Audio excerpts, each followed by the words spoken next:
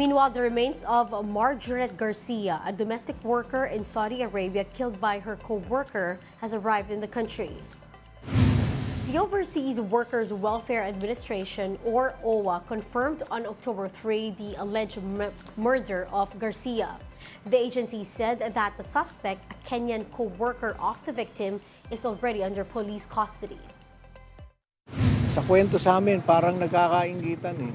Kasi nga mahal na mahal siya nung kanyang amo eh. Kita niyo naman, naaresto kaagad yung gumawa ng krimen na yan at waiting na yan lahat ng proseso ng hustisya sa Saudi Arabia. Yung sitwasyon niya, wala tayong natanggap dito kahit anong request for assistance.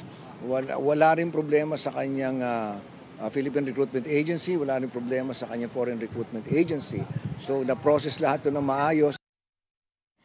Meanwhile, Garcia's family is still mourning the death of the 32-year-old domestic worker. However, Margaret's husband is still not convinced that authorities were able to catch the real suspect behind his wife's murder. Yung sinasabi nila po na Kenyan po, matagal na po yung tinanggal po, binalik sa agency, sabi ng asawa ko nung buhay pa po. Kasi naging kaaway niya din yun, sir. Kasi yung cellphone niya po nilublob sa tubig kaya nasira po.